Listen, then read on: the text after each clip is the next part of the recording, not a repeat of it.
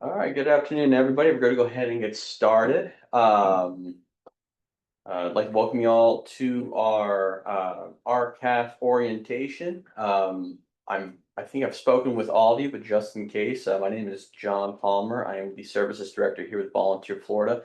Super excited to be working with you guys on this endeavor. And yeah, we'll go ahead and just dive right in.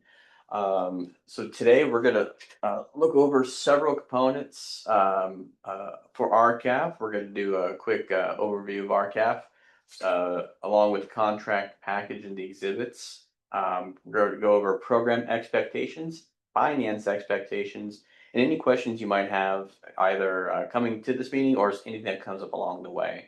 With that in mind, we'll go ahead and proceed forward. So a real quick overview of Volunteer Florida. Volunteer Florida was established in 1994 by the Florida Legislature to administer grants under the National and Community Service Trust Act of 1993.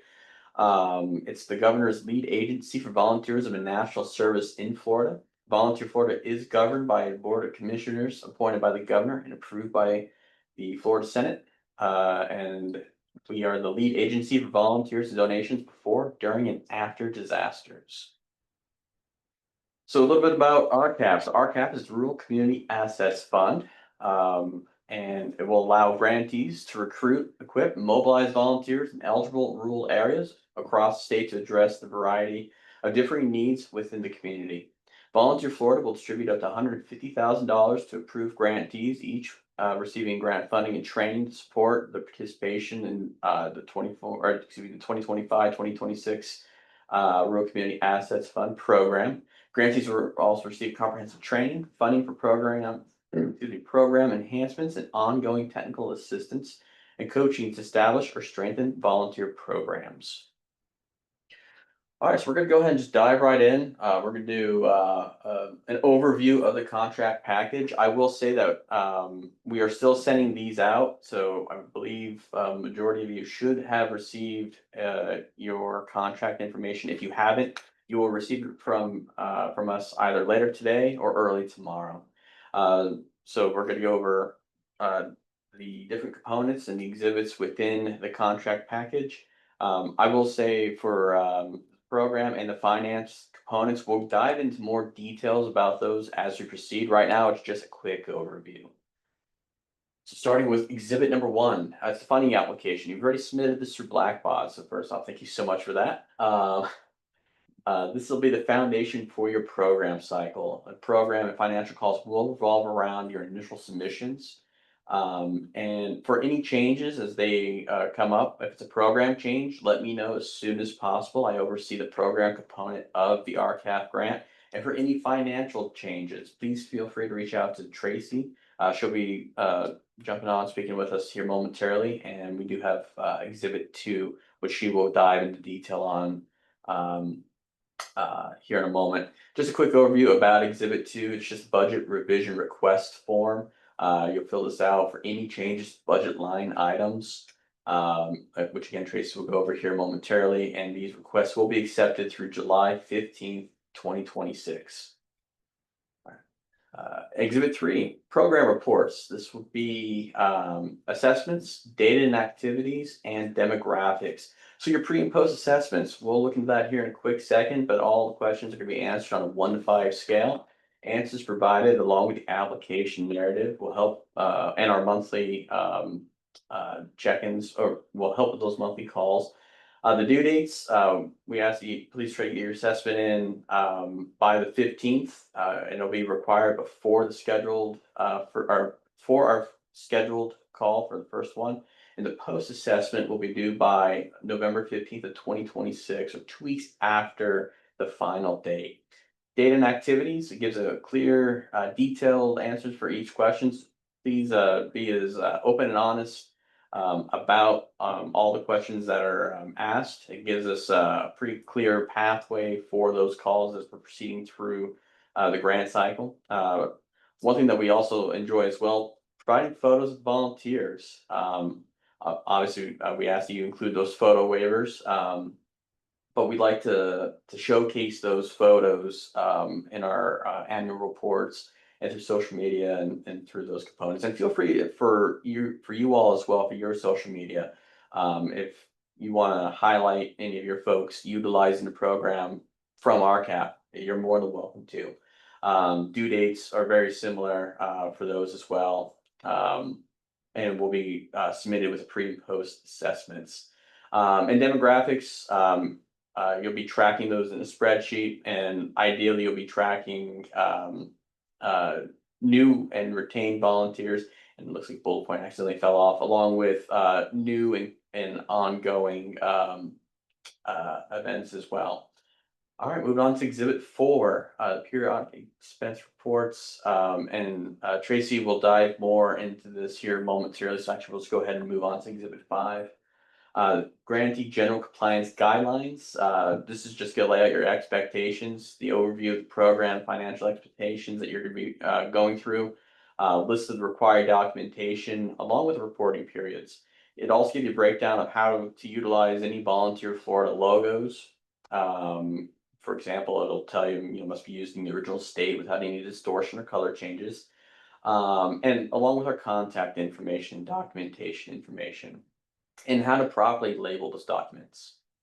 And then our final exhibit is just a contract checklist. It's just a checklist breakdown for the grantees. It's just gonna make sure that you have everything ready to go for that contract package. All right, moving ahead, we're gonna look into program expectations.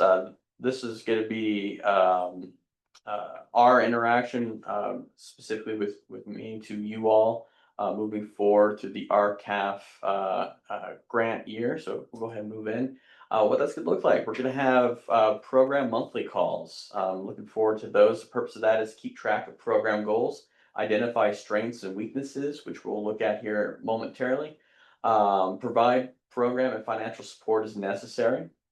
We're going to look into volunteer demographics, number of individuals served, programs offered, and tracked hours. And one thing that we're going to ask as well, feel free to utilize Volunteer Connect. It's an opportunity, if I remember right, I believe all of you are a part of Volunteer Connect, but it's a great opportunity or a great way to post those opportunities on our website. So if you have an ongoing opportunity, or if you're creating a new opportunity from the funds created or funds from RCAP, feel free to use Volunteer Connect, and during our program calls, I'll be happy to help walk you through those steps. All right, our performance measures, as you know from the application, we look into the program capacities, which are looking at the numbers of individuals served, volunteers recruited and or retained, types of services offered, and number of services provided. So during those monthly calls, again, we're just going to check to make sure that you're on track for your goals that you've set. If we need to make any changes or adjustments, we'll make those as we go. But again, we're going to use that initial narrative as that foundation for you as we proceed forward, along with those proficiency and volunteer management practices. Each of you selected multiple areas. It looks like it accidentally cut off on my slide here, but as we're proceeding forward in those calls, we're going to make sure that you're on track to see that appropriate growth. All right. Up next, we're going to dive in just really quickly about the pre-post assessments. It's going to be the exact same questions. It's about 46 questions. Again, you're going to rate them on a scale of 1 to 5. You each should have received the pre-assessment link through to be filled out through Blackbaud. Feel free to shoot me an email if you haven't received that. I'll be happy to get that over to you. This will be required prior to receiving the first round of funding. I know Tracy will dive into those requirements here in a moment. But primarily, this will be a lot of what we're going to be utilizing in those early calls. Just so what I would definitely strongly advise, just being as open and honest as possible, even if it's an area that maybe isn't a strong point. Feel free to highlight that. That'll be a good area for us to focus on during those monthly calls. All right, up next we have those monthly calls as well. So every month I'll send along a calendar invite. That way we can find a time that works for your schedule. And I'll also include these informal questions. It's just going to be 7 of them.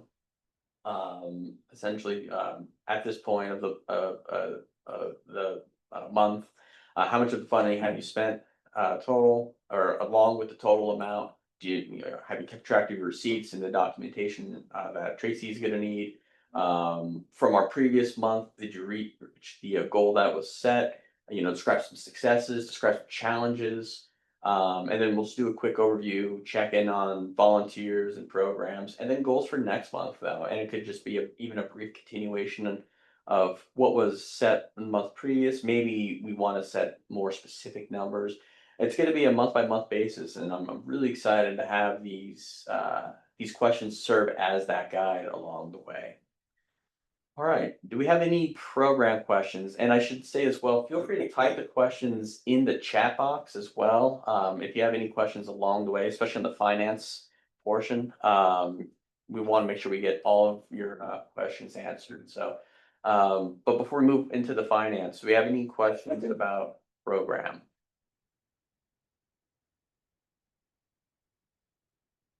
All right, we'll go ahead and transition over to finance with Ms. Tracy. All right, good afternoon and welcome to the Rural Community Asset Fund Finance webinar. I'm Tracy Lambright. I'm the Deputy Finance Director here at Volunteer Florida, and joining me today is Janelle Jones. She is the financial analyst that most of you will be dealing with. She is the analyst that is tasked with overseeing the RCAF grant and all of your submissions, and we'll be reviewing your invoices. So again, welcome. We're glad that you've joined us today. And we know that the information we're going to give you today that you will find helpful in managing your grant and preparing those semi-annual invoices. So today's objectives will include understanding your grant and contract exhibits, as John was said. We're going to talk about the important due dates, match requirements. We're going to talk about how to complete the periodic expenditure report, understand what required supporting documentation is. Also, we're going to talk about the budget revision request process. And then last but not least, we're going to walk you through Laserfish. It is our online web-based invoice submission portal. All right, so first things first, you should know that you should be sure that you have familiarized yourself with your contract with Volunteer Florida and all of the exhibits. You also need to make sure you note that this contract is for the year starting November 1, 2025, and will run through October 31st, 2026. This means that you must have all expenditures finalized and incurred no later than October 31st. Please keep this in mind as you progress through the grant year, and be sure that you make every effort not to wait until the end of the grant year to try and expend and match your grant. Per the contract with Volunteer Florida, grantees will receive half of their total budgeted funds at the beginning of the grant year. Each grantee will then have 6 months to spend the first half of those funds and match those funds as well. You will submit your first PER on May the 15th for the period of November 1st through April 30th. Once the submission and documentation has been reviewed and confirmation is made that all funds were spent and matched by the organization, the grantee will then receive the second half of the funding. The timing of this disbursement will depend on whether the documentation provided meets all requirements and the first half of funds have been spent and matched. So keep these requirements in mind as you move through the grant year. Again, your contracts will include the following 6 exhibits. The first one being your approved application and your program budget and budget narrative. Exhibit 2 will be your budget revision request form, which we will also go through here shortly in the presentation. Exhibit 3 is all your program reporting reports and information, including your pre and post assessment, data and activities report, and your volunteer demographics report. Exhibit 4 is the periodic expenditure report. You will hear us refer to this as the PER. This is the form that you will use when submitting your semi-annual invoice, along with the supporting documentation noting the funds have been spent and matched. And again, we'll talk more about that here shortly in the presentation as well. Exhibit 5 are the RCAF compliance guidelines. This discusses all your compliance guidelines that are required by the contract. So please make sure that you familiarize yourself with this document and keep it handy throughout the year. And then last but not least is Exhibit 6, which is your contract checklist. This document and the required documentation noted in the checklist will need to be submitted prior to any funds being processed. So please be sure that you complete and submit timely to avoid any delays in receiving your funding. So again, it is very important that you read your contract and be familiar with all the provisions and requirements and exhibits, paying attention to all the due dates and all the reporting requirements. Want to make sure that you submit timely and complete and submit the all invoices by the due date. Being compliant will ensure that you are not charged any paybacks for unallowable costs, that there are no delays in processing your submissions, or any forfeiture of payments. This will allow for a smooth grant year and allow you to fully expend your grant funds and meet the required match. So these important due dates, so starting with November the 15th. I have put each exhibit number out to the side. So on November the 15th, you must submit your contract checklist and the required documentation per that checklist, which is Exhibit 6. Your pre-assessment, your initial data certification, and your data report for the volunteer demographics report, all in the Exhibit 3 are also due. Once those are all submitted and completed, you will be able to receive your first half of the RCAF funding. May the 15th will be your first half PER, Exhibit 4. And then again, the activities portion of your data and activities report and the actual data portion of your volunteer demographics report.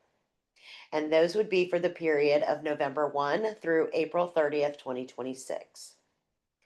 And then last but not least, your final reports will be due November 15th, 2026. And this will be your second half PER from May 1st to October 31st. And then again, your activities portion of the data and activities report, your actual data portion of the volunteer demographics report, and the post assessment.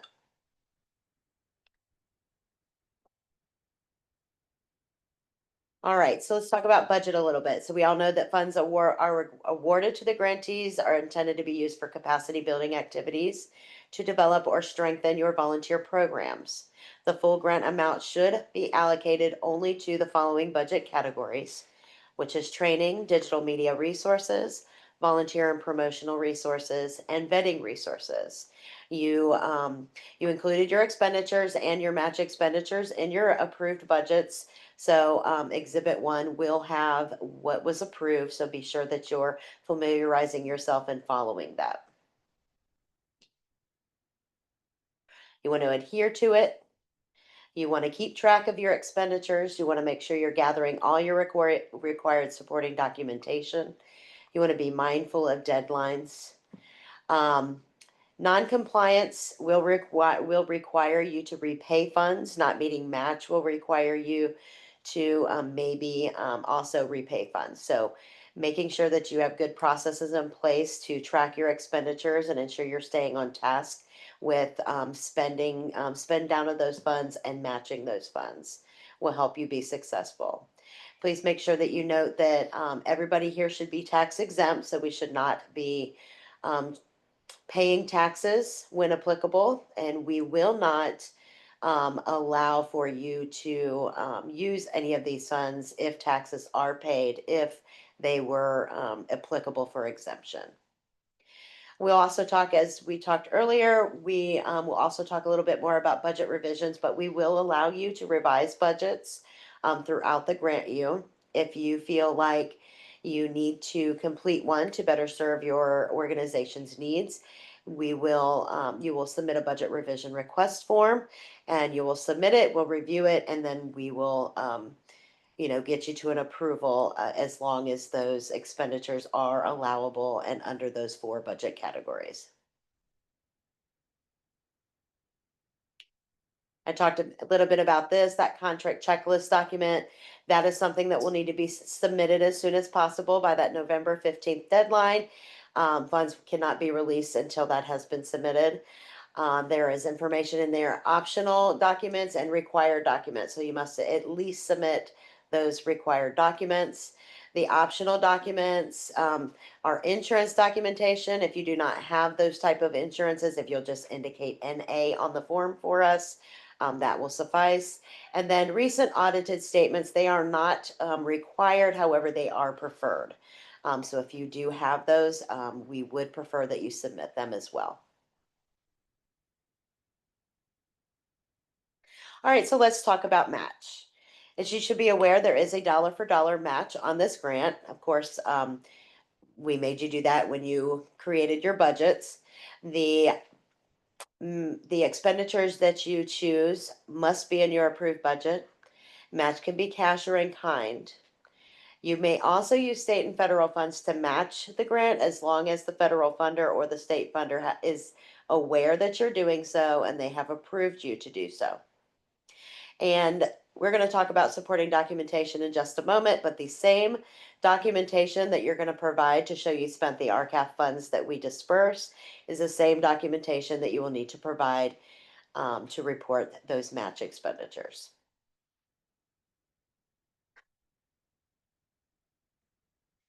All right, and just a quick note, match is also must be met before funds can be reimbursed. So when those first half of funds are dispersed, not only are you required to show that you spent those funds, but you're also required to show us that you have matched the funds as well before you receive that second disbursement. So I just want to stress how important it is that you provide that information when you submit that first invoice. You cannot use match that has already been used to match other funding sources. We call that double dipping, and that would be unallowable. So keep that in mind.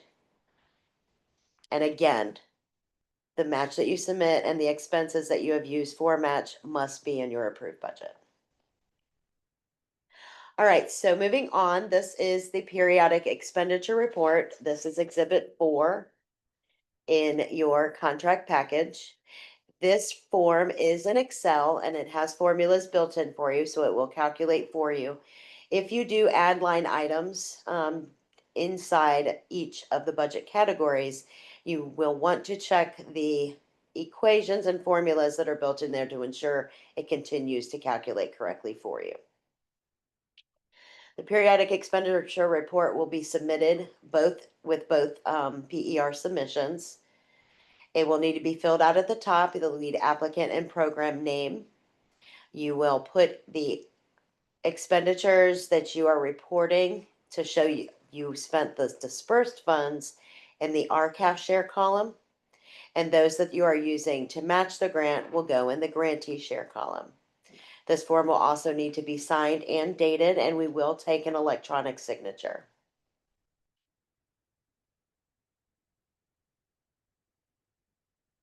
All right, so let's talk about supporting documentation. So we all know that the budget categories are training, digital media resources, volunteer and promotional resources, and vetting resources. So the documentation that's going to be required for all of those are just about the same. It's going to be an invoice or a receipt for the expense. Note that all invoices and receipts must be detailed and identify all items purchased in that transaction. And then, of course, a proof of payment. So the proof of payment can come in forms of a copy of a canceled check, an ACH online payment confirmation, bank statements, etc. And these proof of payments must also include the payment date and the amount that was paid. Please note that any credit card purchases that are made, you will also be required, in addition to the information, the invoice, receipts, and proof of payment, you will also need to provide a copy of the credit card statement that includes the purchase and a proof of payment for the credit card. And another note, general ledgers are not proper supporting documentation and will not be accepted to support any expenditure for our cash share or grantee share. So keep this in mind when gathering your supporting documentation. We will not accept general ledgers as proof of payment.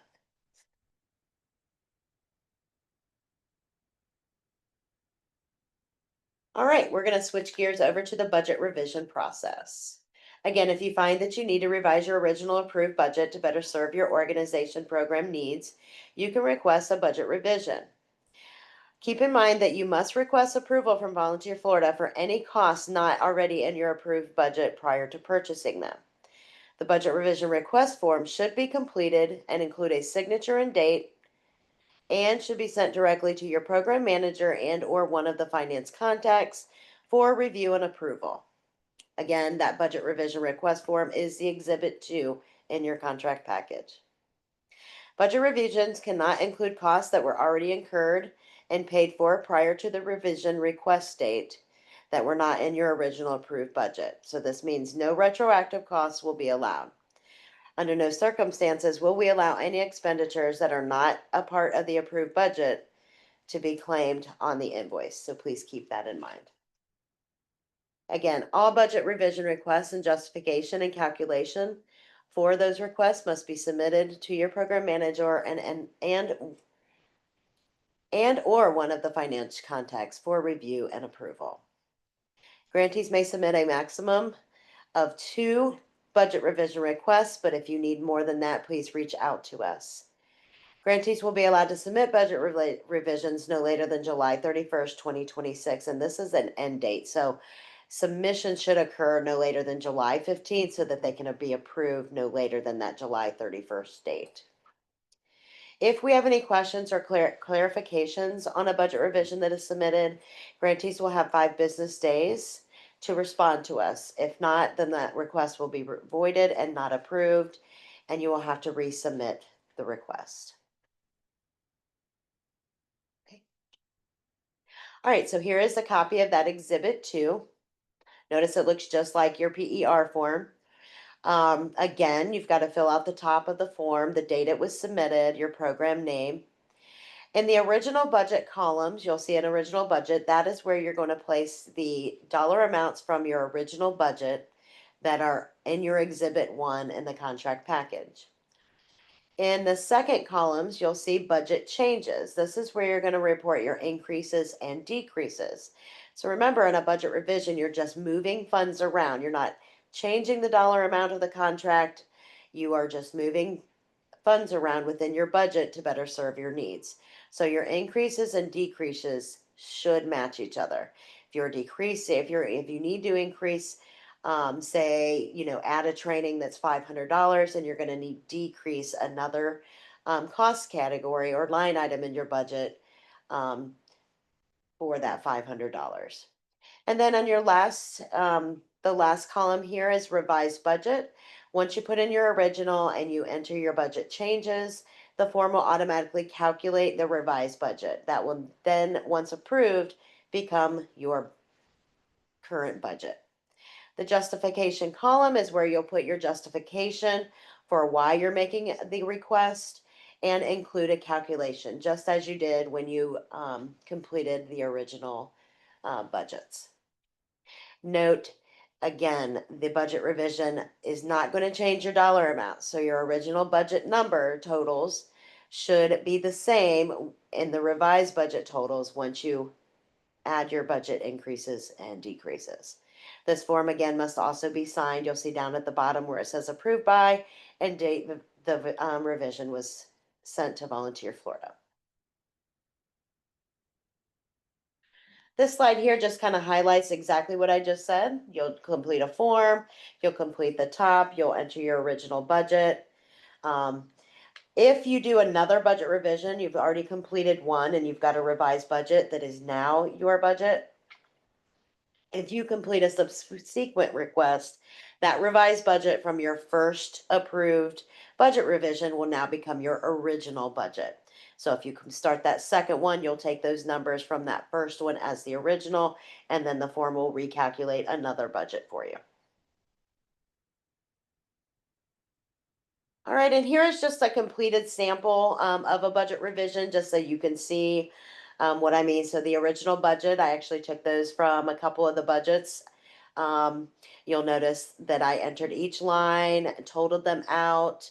The total budget is 15,000. The grantee share is 15,000. You'll see where we've decided to take away from our Facebook ads and our Instagram ads to add in training rental space. So you'll see where I added the $1,000 and then I took away from another section to make that section equal 0, so that in the revised budget, my budget totals are still 15,000 and 15,000.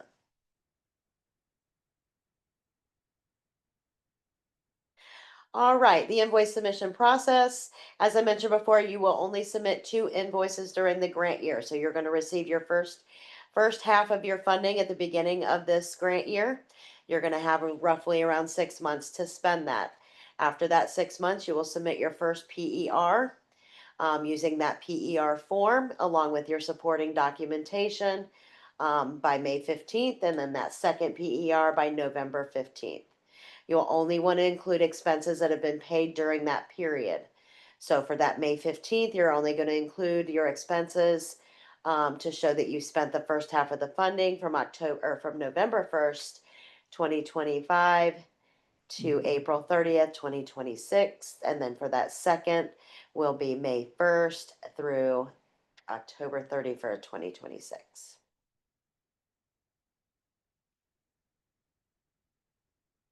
And just to give you an idea of the invoice processing steps here within the office, once we receive an invoice, it is reviewed by our VF fiscal staff. Once they've reviewed it, if there are no issues, it's processed as is. If there is more information needed, the staff will send a notification from our web-based portal noting what needs to be done, whether there's documentation clarifications, questions, and then the grantee gets 5 business days to submit those back to us. If we do not receive a response within 5 business days, we will revise the invoice based on the cost that we deem allowable, based on what supporting documentation we have that you have provided, and then we will approve the invoice for only those costs. You will then receive an email noting what has been removed from that invoice. I wanted to make a note that if there's anything that you believe that we should have that's in addition to the supporting documentation I mentioned earlier, to help aid us in the review, please include it in the invoice submission. The more documentation, the better. Most of you may or may not have heard that, document. Remember, if it's not in writing, then it didn't happen. So if we're unable to deem an expense based on what you submitted to us, providing what you can and helping us understand and be able to approve that will help aid you in getting those funds spent.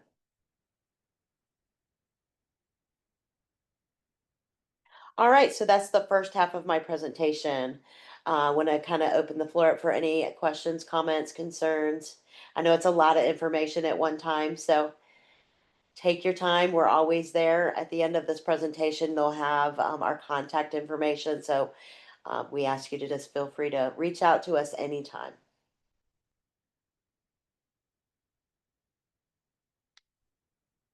All right, well, I'm not seeing any questions, so we're just going to go ahead and keep moving on. All right, so I'm going to talk about Laserfish. You've heard me mention that a few times. Laserfish is our web-based invoice submission and documentation portal. This is where you're going to submit those monthly PERs. Now, you're only going to submit the PERs in Laserfish. All of the other documentation is submitted through Blackbook. All right, and of course, the objectives here are to learn about both of the submission portals and how to use them. All right, so right here, this is the web address for the invoice submission portal. So this is the portal that is going to be used for all original invoice submissions. This says each month, but you guys will only be doing 2. So each semi-annual report. You might want to save this link so that you have access to it. Once you click this link, the next slide is going to show you what you're going to see. Notice the top says Volunteer Florida Subgrantee Portal. So that is your original submission portal. Here, everything in red that has a red asterisk is going to be required to be completed and filled in.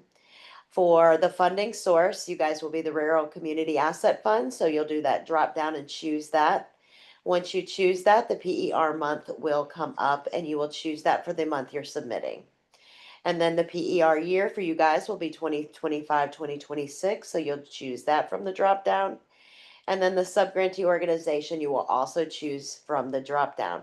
Now, your name will be included in that drop down list as it is on your W-9. So if you're using a name that is not exact, like a doing business as name, your organization will be listed here based on the name that your IRS has on file for you. All right, and then supporting documents. Here's where you're going to upload that PER form and your supporting documentation. And there's two ways that you can do that. You can click the upload button and it'll take you to your files for you to click in and attach there. Or you may also drag and drop the documents directly in this area to attach them. You'll then move on to the submitter's information. You'll put the first, last name, email, and phone number. Title is optional. Keep in mind the submitter information is going to be the person that we will communicate with if we have any questions or any further requests. So whoever you decide should be that person within your organization is whose information you should put here. The system is going to use that email address for all communication. All right, once you've done that and you've uploaded, you will click on the submit button. Once you hit submit, you should get a notification on the screen that says that you have successfully submitted your invoice. If you do not get that, then there is a good chance that we have not received it. So you may want to try again. If you run into any issues, please contact us directly and we can help you through that process. All right, these next two slides just kind of give you that step-by-step information that I just walked you through. I just put it in words for you to be able to refer back to. So, and one more. All right. Once you have submitted, you will also get an email, or you should get an email confirmation that looks like this. It'll say, thank you for submitting. It's going to note the PER that you submitted. It's going to assign you an instance ID number. You'll want to keep this for future reference. That instance ID number will be used if you ever have to submit something in the update portal. All right, after the financial analyst reviews, if there are any clarifications or requests for further information, you will receive an email like this. The email will not come from us directly. It will come from the email address on this email, volunteerfl@mccicloud.io. So keep that in mind. You might want to add that to your contacts so it doesn't go to your spam. It will directly come from there each time. In this email, it's going to say, thank you for submitting your invoice. We reviewed it and we need the following information. And then it's going to list out whatever the analyst needs for you to either submit or provide more information for. You'll note in this, it tells you that we want you to provide this information and you'll have 5 business days to do so. It does make the note that if we do not receive it in 5 business days, we're going to remove the expenses that are in question and then just process the invoice. The next sentence says you may submit your updates by clicking here. So if you click there, that is going to take you directly to our update portal, which is where you will submit any further clarifications needed for that invoice you've already submitted. Again, you'll note the instance ID number is given to you again. That will be needed to submit any of your further clarifications or documentation. So that link will take you there, and then I wanted to put that up here as well, so you have that. This right here is the subgrantee update portal. Again, you will only use this portal for updates. So you'll use the first portal to submit your original invoice. And then if you have clarifications or need to submit anything further, you will use the update portal. And this is what the update portal looks like. Just notice at the top it says subgrantee update portal. Again, everything in red asterisks will need to be provided. And here is where that instance ID comes into play. So it's going to first ask you that number. Both of the email confirmations you receive will have that in there, so you should have access to that and enter that there. Again, your funding source, again, the Rural Community Assets Fund. And then, of course, the PER month and year must be the same as that original you submitted. And then your subgrantee organization, the email that was used for the submission, and then and then you upload your corrected documents and click submit. You should also get a confirmation on the screen that that has been submitted. And then these next two slides just walk you through exactly what I just talked about. And that's it. That is our Laserfish portal. Do we have any questions?